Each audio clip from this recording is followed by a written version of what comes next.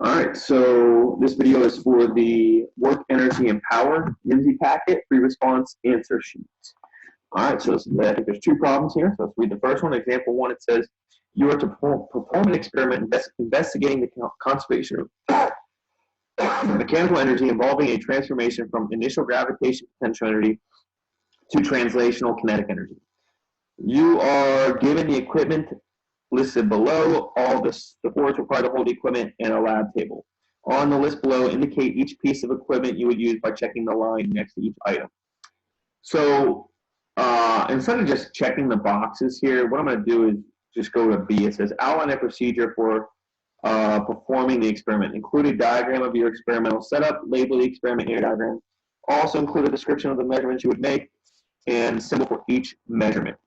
So what I'll do here is I will, just go over this, and then you can see what material you use. So I'm going to give you, so the key here is it says initial gravitational potential energy, so we have to store up the energy somehow, that translates into, that converts into translational kinetic energy.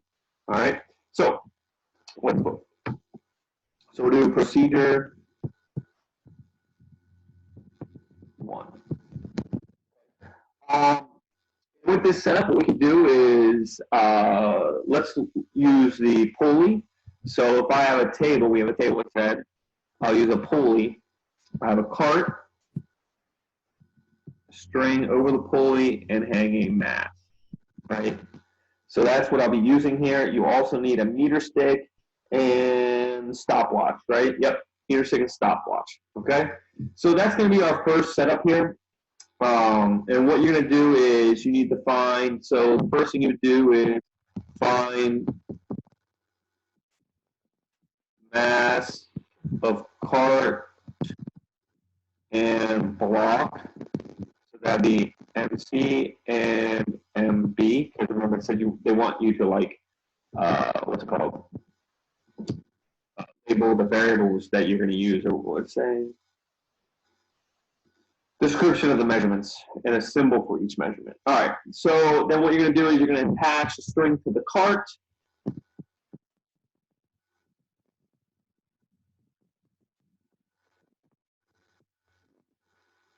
And run it over pulley.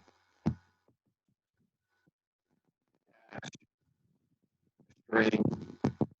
So what we're going to do is we're going to start with the cart at rest, so the mass is at rest. And what we're going to do is we need to measure the height here. So we're going to measure what we got. Let's see here. So from the ground, we're going to measure the height of the table. We'll call that H.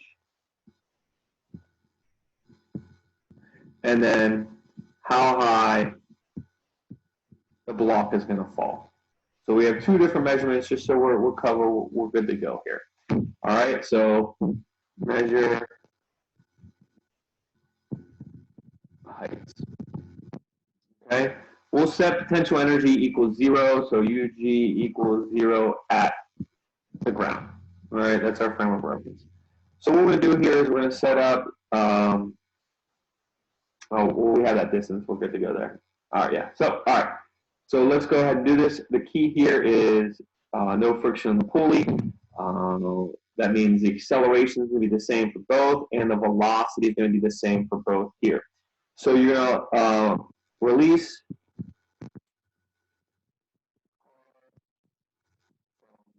rest. That's key. Has to be from rest. And time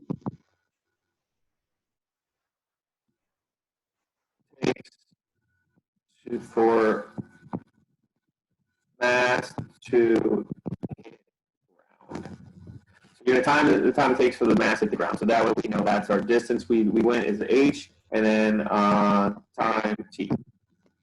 All right, so far we should be good to go. That is really our procedure for procedure one.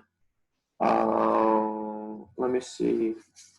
Before I go into procedure two, yeah, give a detailed account. So this is going to be B. And then down here, I'm just going to do C for this, and now I'm going to go back and do another option that you could have done to do the same thing. So what C says is give a detailed account of the calculations of gravitational potential energy and translational kinetic energy both before and after the transformation in terms of quantities measured in part B. All right. So if I look at this, let's look at, we're going to look at the total system of the car here. I mean, of the total system of the thing. So let's look at initial. And initial gravitational is going to be mass of the car, gravity, height of the table, plus mass of the, what do I call it, block, gravity, original height. Kinetic energy initial, well, we said it's going to release from rest, so that's going to be equal to 0. So there's your initial final. UG final. The car is still at the same height, right? So it still has potential energy. The what's it called? The block is now at the ground, so we can represent that. So mass of the car, G, height. That's all we have, because then the block's going to be 0. So that really stays the same here. And then kinetic energy is going to equal kinetic energy final. So the key here is that the block and cart are going the same velocity, right? If it's attached to a string, one moves, the other moves, it's now the same velocity.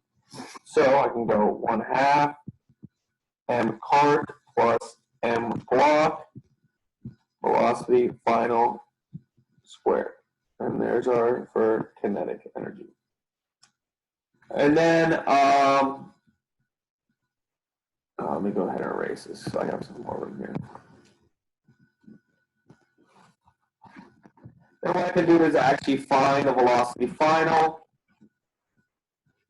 because I timed it, right? So if I look at this, what I know is once I release these objects, the acceleration is going to be constant. It's moving at a constant acceleration. It's going to be equal the whole time. All right, so I can look at this. I know the distance it's going to travel, right? It's right there. I know the initial velocity is going to be 0, so velocity initial is 0. I want to find velocity final, so I can go ahead and plug it in here to solve for that. And I'll have time. So if I look at my one-dimensional motion variables or equations, I can use this one. Something in D for delta X or delta Y, and that's going to be the travel distance right there. Let's see, T. So what I want to do is just solve that for V, for velocity final, and I would get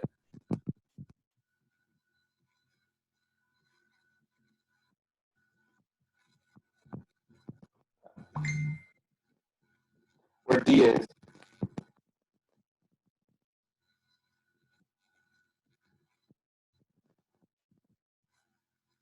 This height. All right? And that describes what we need to describe for part C. For an optional procedure 1, we got a system of masses here, cart and block. All right, so let's go back and just do a different procedure and then follow the same thing here. So let's put it out. So B again. And what we're going to be doing is an inclined plane. So what we can do here is this. I'll draw it.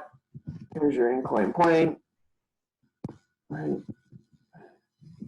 Some angle. We're going to have height of the inclined plane, and we're also going to be able to measure. So this is where your meter stick, deep distance it goes, and my part. So again, we gotta find mass of cart. All right, so you use your electronic balance that you selected in part A to find the mass of the cart. Next, you're gonna make the incline. So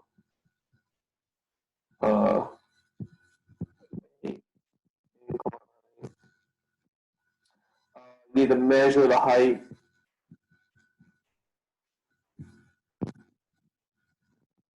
and length of ramp. Okay, so basically get D and H here. Release car from rest, so I know velocity initial is 0. And then what we're going to do is time car going down ramp. Again, you're going to want, just for the sake of just understanding what's going on, like I'm doing it really quickly, but like you're going to want to be like step by step, you know, telling somebody like an instruction manual here for this. All right. Really, that should be it for the procedure, right? So that's B, C. Now we got to do mathematics. So if I look at this initial is mass of the car, G, H. Final, oh, I'm sorry, I forgot kinetic energy. Kinetic energy, initial is 0. We release it from rest, right? Release it from rest. Final, UG final, it's now at the bottom, so that's 0. Kinetic energy equals 1/2 m cart velocity squared. So here's your 2 about that. And again, like I said, once you release it from rest, the car is going to have a constant acceleration. We know distance d, we got time, we know initial velocity. So again, I can use the same thing. F naught plus v. If I solve that for v, I get v equals, what is that? 2dt, where distance is going to be distance that it traveled down the ramp. So it solves for all your energies and it solves for your velocity final. All right. Those are going to be your 2. That's going to represent B and C for that. The procedure and the calculations. So let's go to D. Let's see what D says here. So let me clear this. Oh. All right. So D says, after your first trial, your calculations show that energy increased during the experiment. Assuming you made no mathematical errors, give a reasonable explanation for those results. All right. So it's saying that energy increase, right? So an energy increase of your initial. So if we remember the initial and both, all it had was potential. So how you can do an energy increase is we did the calculation based off that there was a velocity initial of 0, right? We released it from rest. That's why the initial kinetic energy was 0. And it only had gravitational potential energy. But in your experiment, if you accidentally, instead of releasing it from rest, give it some initial velocity. So if you accidentally gave it some velocity, then you would have an increase in your energy. Okay? And that's saying that, you know, your experiment was good. It was like your measurements. In other words, the time was good, the measurement of distance was good. It was just you accidentally gave it a little bit of a push, therefore giving it some initial velocity that we just didn't account for in our calculations. How to do that in like a calculation. So let's say that you could get that by a timing error. So you want, for your energy to go up, you're going to need your kinetic energy to go up. So for your kinetic energy to go up, you're going to need a velocity to go up. All right. So if you're setting the distance d and you need a higher velocity, what you need to do is stop the time short because you need a smaller t, right? Because velocity equals distance over time. So if I get a smaller time here, that means I had to be going faster to cover the same amount of distance. So another way you can do that is if you have air and you stop your stopwatch soon, then you had the calculation that it's going faster than what it actually was. All right. So it's 2 ways that your energy could go up based off of like a physical error here and then like a a stopwatch error there. All right. E. Says your calculations show that energy decreased during the experiment, assuming you made no mathematical errors. Give a reasonable physical explanation for the fact that the average energy you determined decreased. Include references to conservation and non-conservative forces as appropriate. All right, so we need an outside force here if we're going to decrease energy. So saying our experiment's good, what we could do is say that there was, in our calculations, we said that there was no friction on the pulley and on the cart. So if we introduce friction, so say that there is friction on the cart, that's going to take away some energy, right? So friction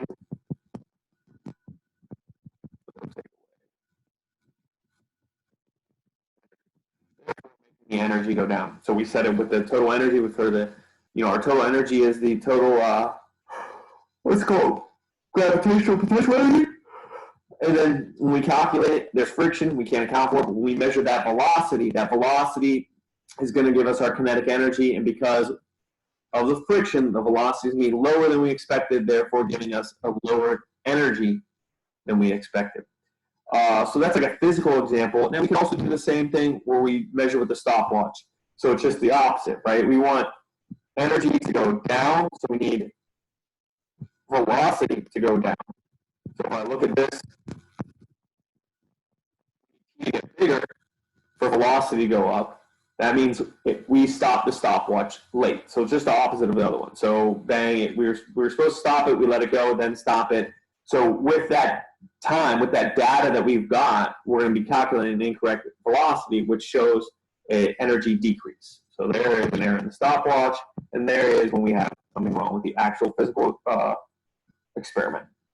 All right, I think that's it for part one, or example one. Yeah. All right, example two here.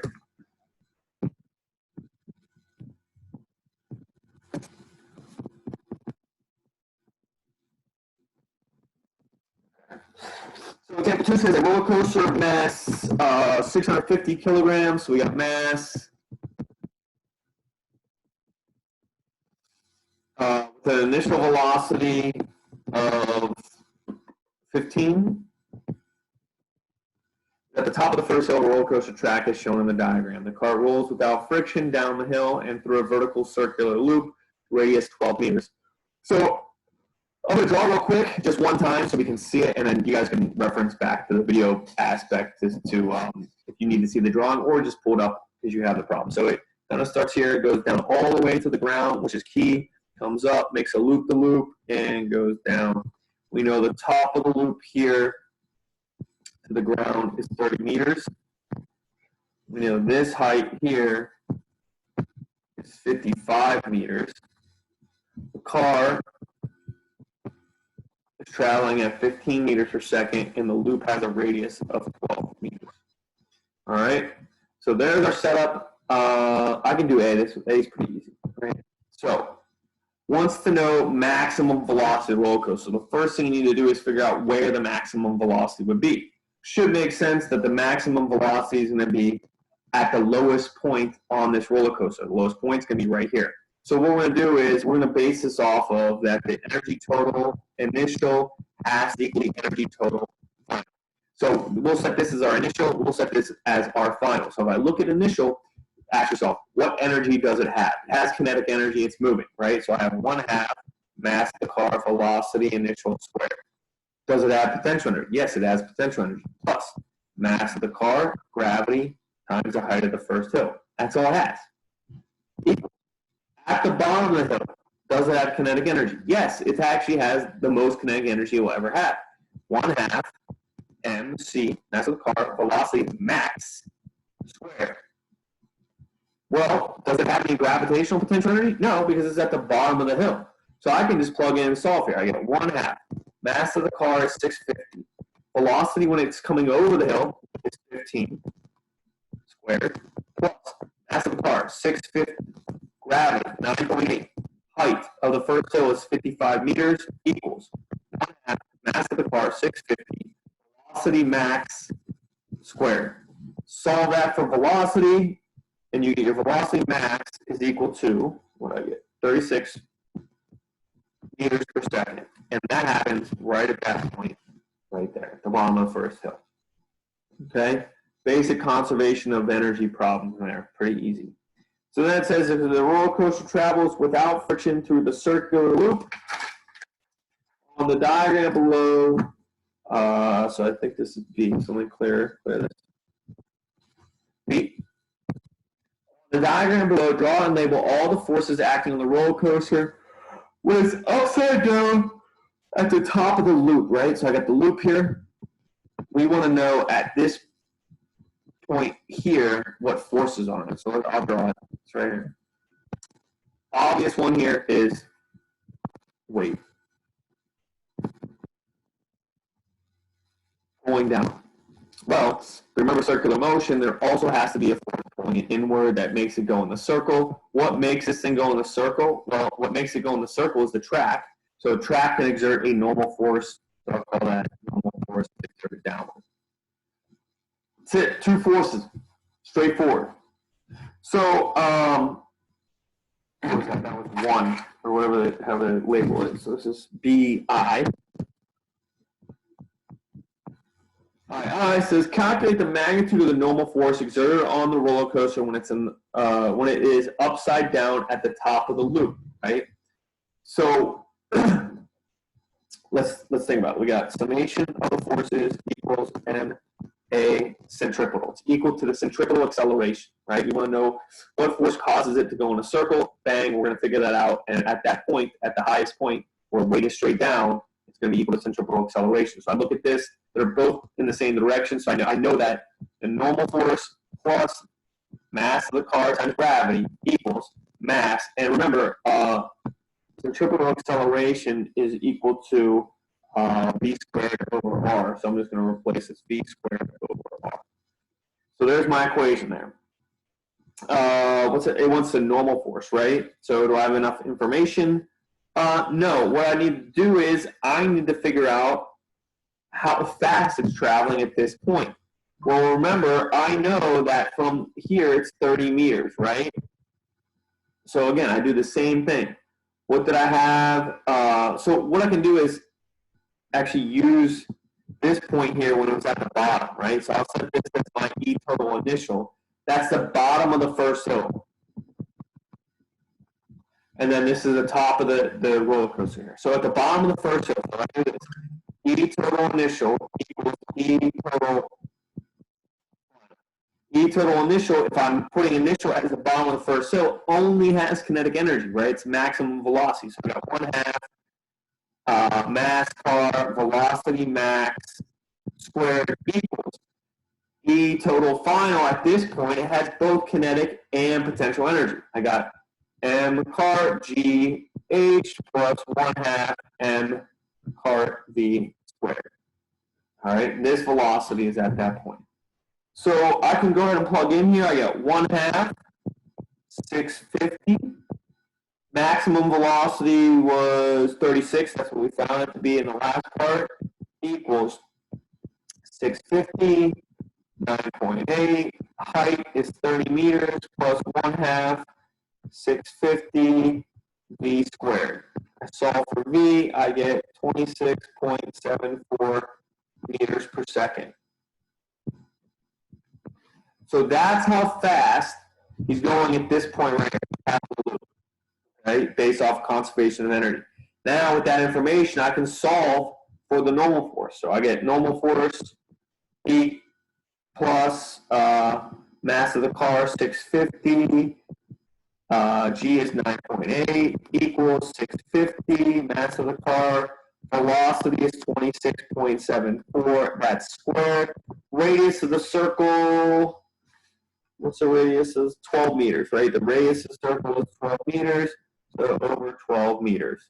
And you get a normal force, sorry, I ran out of room here, is equal to 32,000 newtons.